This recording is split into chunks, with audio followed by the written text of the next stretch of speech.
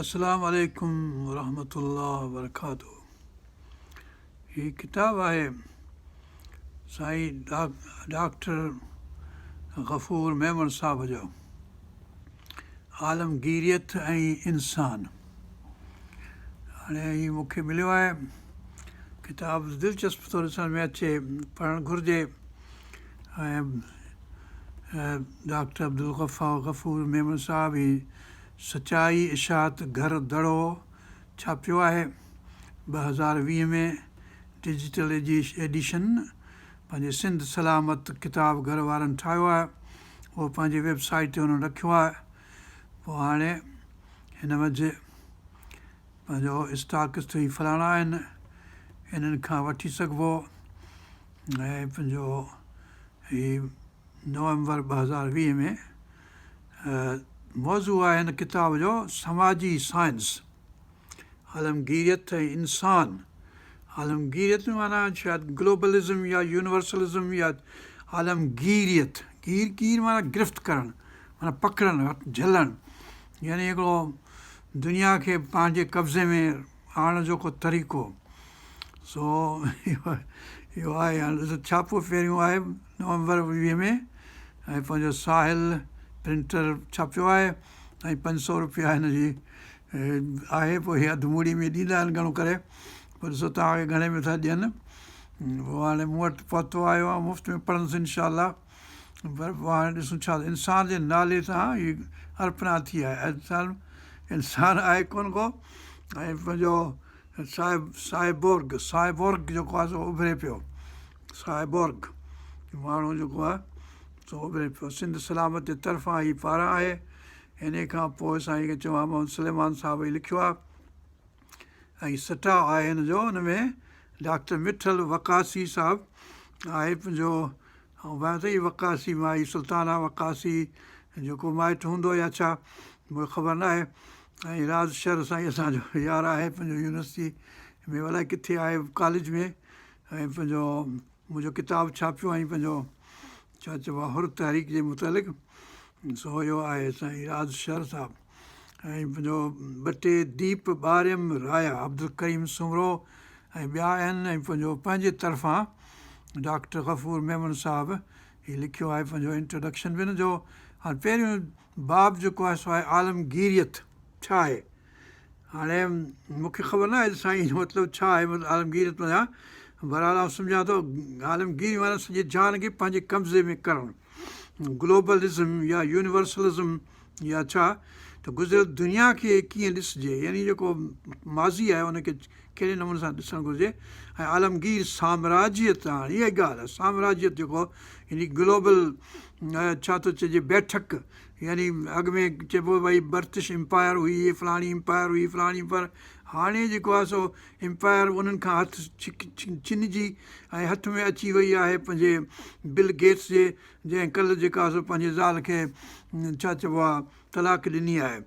सो हाणे इहे तलाकूं बि ॾींदा ऐं पंहिंजो ग्लोबलिज़म बि क़ाइमु रखंदा। ऐं सॼी ॻाल्हि जेका हीअ जेको कोरोना वायरस जी ॻाल्हि पई हले सा बि इन माण्हूअ जे सां को न को वास्तो हिन जो अॻे पोइते आहे। तंहिं करे इहा आलमगीर साम्राज्य जूं शकिलियूं ऐं अवाम जी जॻह, यानी मां अवाम वटि छा थो करे सघे वीचारो मूं जहिड़ो पितकड़ो। बदिलजंदड़ दुनिया जा क़दुर ऐं असांजा रवैया ऐं जदीदियत पुॼाणा जो ज़मानो ऐं मकान, यानी पोस्ट मॉडर्निज़म या छा क़िस्म जेको लफ़्ज़ु आहे जदीदियत पुॼाणा जो ज़मानो। ऐं हाइब्रिड दुनिया, हाइब्रिड यानी ॿिटी दुनिया, यानी छा चइजे त ठहियलु दुनिया जंहिंमें न की हीअ आहे न की हू आहे। सो हक़ीक़त खां मथां ई हक़ीक़त ऐं जदीदियत पुॼाणा ऐं पोस्ट मॉडर्निज़म ऐं जिन्स माना सेक्स या जेंडरिज़म ऐं कारी मस्ख़री। ख़बर न आहे छा मतिलबु आहे साईं जो। ब्लैक छा चइबो आहे ब्लैक डार्क शेक्सपियर जो हिकिड़ो ड्रामो आहे डार्क कॉमेडी। अच्छा, त पोइ उन मामान अहमद शायदि आहे कारी मस्खरी, यानी मस्खरी हुजे का अच्छी हुजे ॻाढ़ी हुजे बुरी हुजे को चङी हुजे माना कारी हूंदी डार्क कॉमेडी हूंदी त कहिड़ी माना हुन में ॻाल्हि गड़बड़ आहे। सो हिन खां पोइ जदीदियत पुॼाण जो सियासी डिस्कोर्स ऑफ पोस्ट मॉडर्निज़म सम्झ मुंझियल दौर जी कथा मुंझियल दौर यानी दौर ऑफ कंफ्यूज़्ड दौरु जेको आहे माण्हुनि खे ख़बर हींअर दजाल जो दौरु आहे असीं चवंदा मज़हबी माण्हू दजाल जो दौरु आहे दजाल जी माना ई दजल माना कंफ्यूजन तंहिं करे हीउ जेको आहे सो हींअर ख़बर न आहे त कोरोना जी माना छा आहे कोरोना जो मतिलबु छा आहे केरु ठाही आहे कंहिं हणी आहे कंहिंखे लॻी आहे केरु मुथो आहे केरु पातो आहे केरु कीअं आहे सो इहा ॻाल्हि सॼी हिन में आहे। हाणे इहे ॾोहनि जे कुन में गोता खाईंदड़ दुनिया तमामु सुठा चैप्टर्स साईं रखिया न इहे पढ़णु घुरिजनि।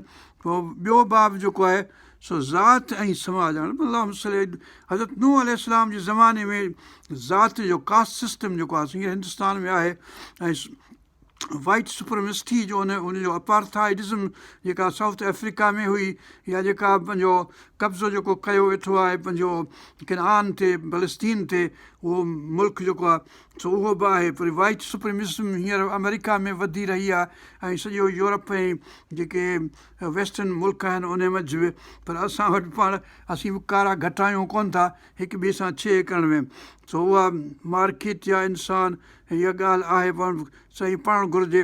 बाब टियों जेको आहे सो कोरोना जी दुनिया कोरोना जेको अची वई आहे हीअ वाक़ई साल थियो आहे हाणे माण्हू ईअं पिया चवनि त 2-3 साल अञा इहा हलंदी ऐं मतिलबु त हिननि जो हिकिड़ो निज़ाम आहे दरहम बरहम करण वारो जंहिंखे वरी ठाहींदा ॿिए नमूने सां त कीअं ठाहींदा पोइ हुननि जी का रिथा आहे या अलाह जी हिकिड़ी ॿी रिथा आहे हिननि जी रिथा कहिड़ी आहे ऐं अलाह जी रिथा कहिड़ी आहे भला यहीक मकरो सही इलाह अली पर इहे सभई ॻाल्हियूं पर इहे पढ़णु घुरिजे त साईं छा थो चवे ऐं दुनिया छा थी सम्झे।